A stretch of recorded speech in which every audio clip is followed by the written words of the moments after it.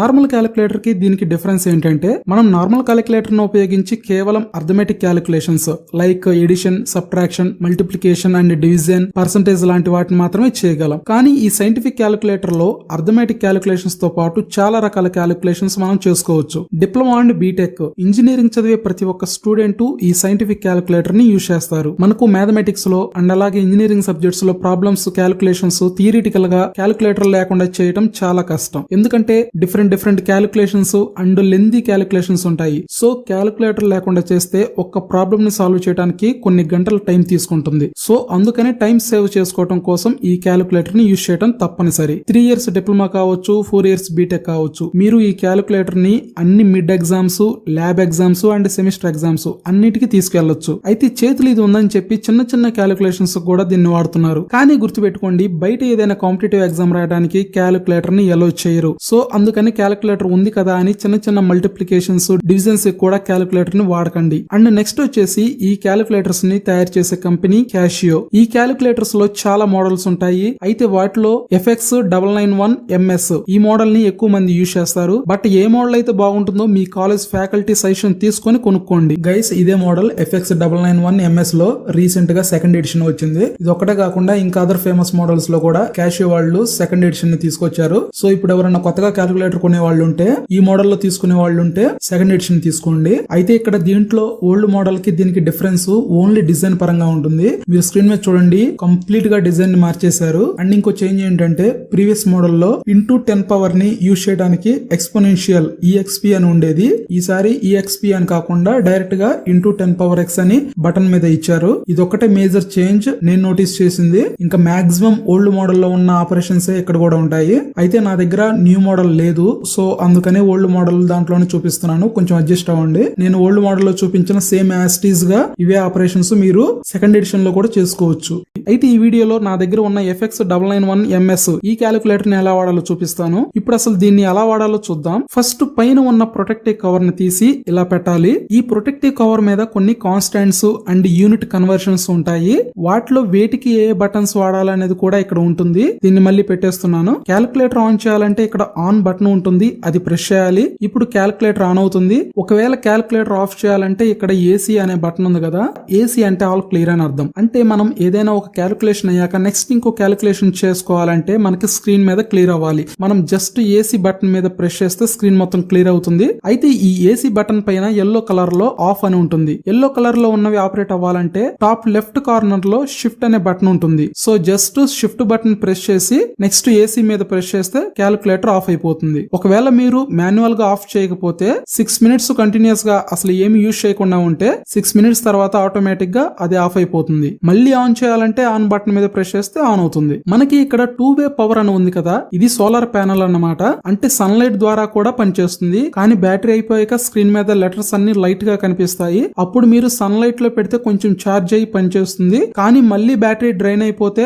మళ్ళీ ఎండ్ లో పెట్టాలి. సో కొత్త బ్యాటరీ వేసే వరకు టెంపరీగా ఇది మనకి యూజ్ అవుతుంది. బట్ నాకు తెలిసి నార్మల్ యూసేజ్ కి minimum 3.5 to 4 years battery life time అయితే ఉంటుంది. మీకు కొత్త బ్యాటరీ కొనే అవసరం రాకపోవచ్చు మీ కోర్స్ కంప్లీట్ అయిపోయే లోపు. ఒకవేళ బ్యాటరీ పూర్తిగా డ్రైన్ అయిపోతే మీరు మీ క్యాల్సీని వాష్ షాప్ కి తీసుకెళ్లి బ్యాటరీ రీప్లేస్ చేయించుకోవచ్చు. ఓకే, ఇక నెక్స్ట్ డిస్ప్లే విషయానికి వస్తే 2 line డిస్ప్లే ఉంటుంది. పైన ఉన్న లైన్ వచ్చేసి క్యాలిక్యులేషన్ ఫార్ములా అని చూపిస్తుంది. అంటే మనం ఏమేమి క్యాలిక్యులేట్ చేయాలని టైప్ చేస్తున్నామో అది మొత్తం ఇక్కడ చూపిస్తుంది. కింద ఉన్న లైన్ రిజల్ట్ ని చూపిస్తుంది. ఇంకో విధంగా చెప్పాలంటే పైది ఇన్పుట్ లైన్, కిందది అవుట్పుట్ లైన్. పైన input capacity 79 characters, output capacity 10 characters. అంతకంటే పెద్ద ఆన్సర్ అయితే రిజల్ట్ లో ఎక్స్పోనెంట్స్ లో చూపిస్తుంది. ఓకే, నెక్స్ట్ వచ్చేసి ఈ క్యాల్షియం ఆపరేషన్ మొత్తం చెప్పాలంటే ఒక రోజు పైన పడుతుంది. ఎందుకంటే ఇందులో లెక్కలేనన్ని ఆప్షన్స్ మనకు ఉంటాయి. సో అందుకని కొన్నిటిని అంటే బేసిక్స్ మాత్రమే ఈ వీడియోలో చెప్తాను. మీకు ఇంకా కావాలంటే నెక్స్ట్ ఇంకా కొన్ని వీడియోస్ చేస్తాను. ఓకే, ఫస్ట్ సింపుల్ క్యాలిక్యులేషన్ 50/3 ఎంత అనేది తెలుసుకోవాలి.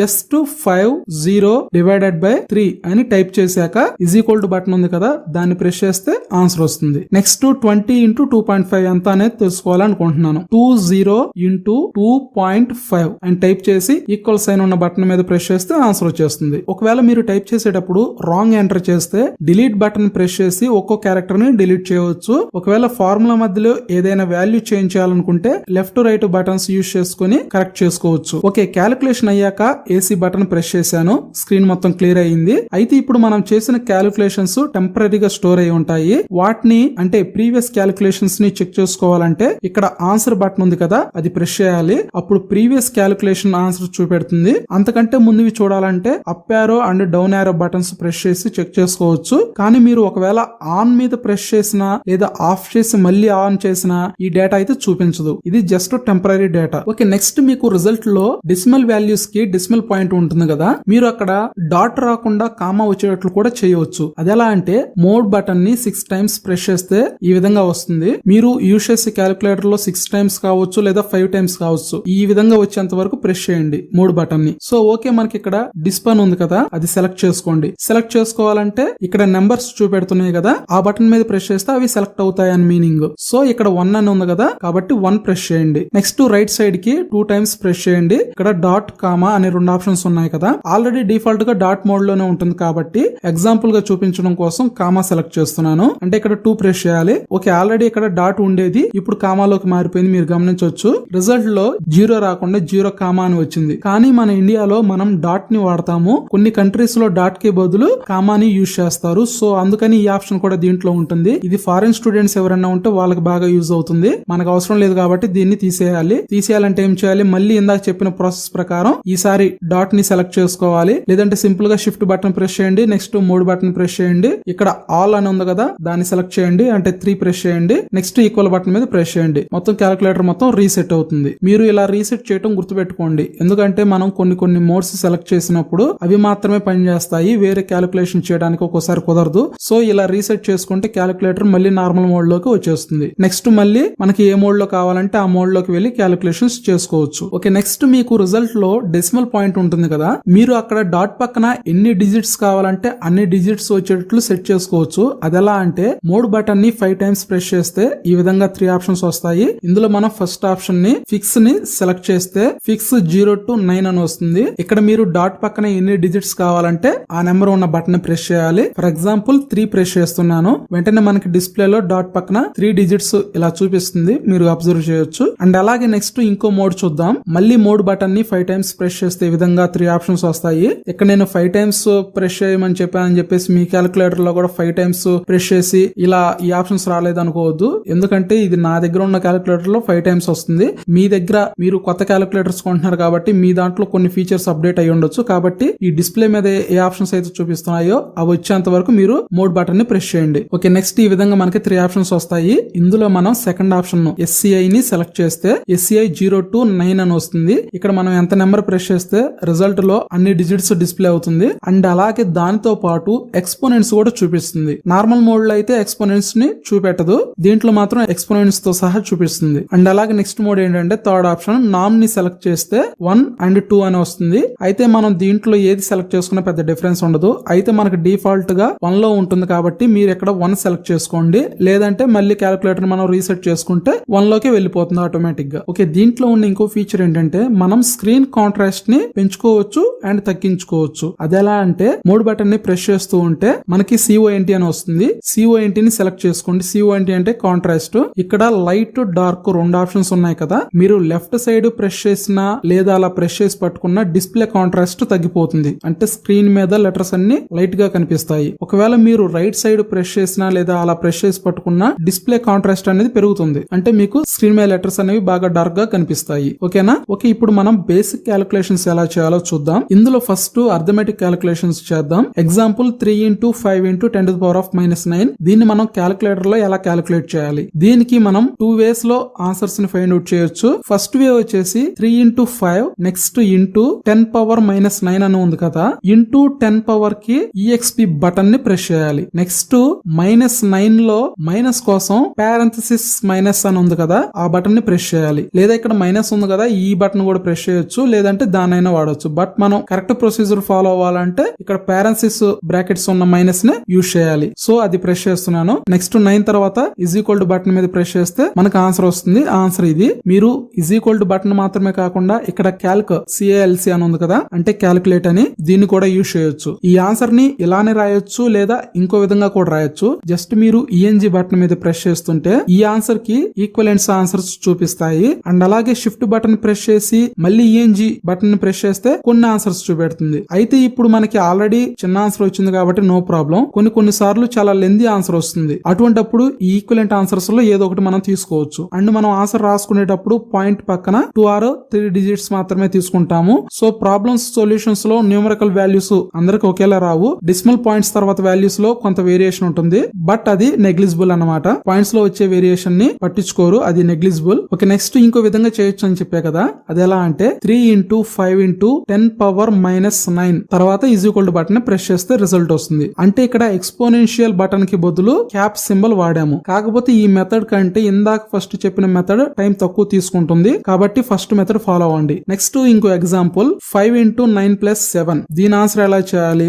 Just simple 5 into bracket begin 9 plus 7 bracket close is equal to therefore answer 80. మీరు ఖచ్చితంగా ఇలాంటి వాటికి బ్రాకెట్స్ వాడాలి. ఇది చిన్న ఎగ్జాంపుల్. బ్రాకెట్స్ వాడకపోతే ఆన్సర్ అనేది వేరే విధంగా వస్తుంది. సో మనకి ఎక్కడ ఎటువంటి క్యాలిక్యులేషన్ అవసరం అయితే అది చేయాలి. ఓకే, ఇది చిన్న ఎగ్జాంపుల్. ఇంకా పెద్ద పెద్ద ఫార్ములాస్ చేసేటప్పుడు ఈ బ్రాకెట్స్ కూడా కంపల్సరీ యూజ్ చేయాల్సి ఉంటుంది. అలా చేస్తేనే మనకి ఎగ్జాక్ట్ ఆన్సర్ వస్తుంది. నెక్స్ట్ ఫ్రాక్షన్ క్యాలిక్యులేషన్స్ చూద్దాం. మనకి 3 types ఆఫ్ ఫ్రాక్షన్స్ ఉంటాయి కదా, mixed fractions, improper fractions and proper fractions. Mixed fraction example వచ్చేసి 3 1/4 ప్లస్ 1 2/3 ఈక్వల్ టు ఆన్సర్ ఎంత. ఈ ఆన్సర్ క్యాలిక్యులేట్ చేయడానికి మనకి క్యాలిక్యులేటర్ లో A/B/C అని ఉంది కదా, దాన్ని యూజ్ చేస్తాము. ముందు 3 టైప్ చేయండి, 3 తర్వాత ఈ బటన్ ప్రెస్ చేయండి. ఇది ఫ్రాక్షన్స్ కి సంబంధించిన బటన్. నెక్స్ట్ 1 అంటే మనం ముందు న్యూమరేటర్ వాల్యూ ఇవ్వాలి. నెక్స్ట్ మళ్ళీ ఈ బటన్, తర్వాత డినామినేటర్ వాల్యూ అంటే 4 ప్లస్ 1. నెక్స్ట్ ఈ బటన్, ఆ తర్వాత 2, మళ్ళీ ఈ బటన్, ఆ తర్వాత 3, ఆ తర్వాత is equal to button press చేయండి,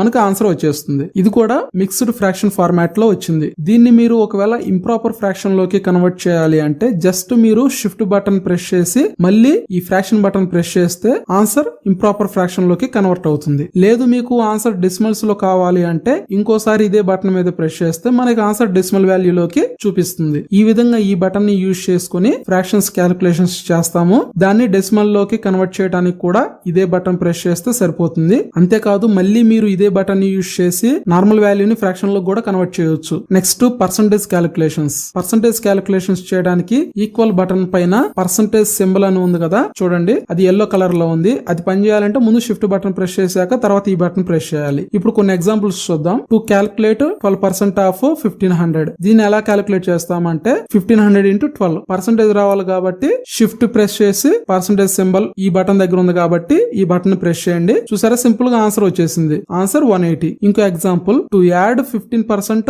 ఆన్ టు 2500 అంటే 2500 కి 15% యాడ్ చేస్తే ఎంత? 2500 into 15 షిఫ్ట్ పర్సంటేజ్ అంటే 2500 లో 15% అంటే 375. దీనిని 2500 కి యాడ్ చేస్తే ఎంతో తెలుసుకోవడానికి జస్ట్ మీరు ప్లస్ బటన్ మీద ప్రెస్ చేయండి. therefore answer 2875. ఇంకో ఎగ్జాంపుల్ టు డిస్కౌంట్ 3500 by 25% అంటే 3500 లో 25% డిస్కౌంట్ చేస్తే ఎంత? 3500 into 25 షిఫ్ట్ పర్సంటేజ్ అంటే 3500 లో 25% అంటే 875. దీనిని 3500 కి మైనస్ చేయాలి. అందుకోసం జస్ట్ మైనస్ బటన్ మీద ప్రెస్ చేయండి. therefore answer 2625. లాస్ట్ ఎగ్జాంపుల్, ఇది కొంచెం కేర్ఫుల్ గా వినండి. To discount the sum of 168, 98 and 734 by 20% అంటే 168, 98 and 734 ని సమ్ చేస్తే దాంట్లో 20% డిస్కౌంట్ చేస్తే ఎంత? ఇది సింపుల్ క్యాలిక్యులేషన్ కాబట్టి నోట్ లెక్కల ద్వారా అయినా చెప్పవచ్చు.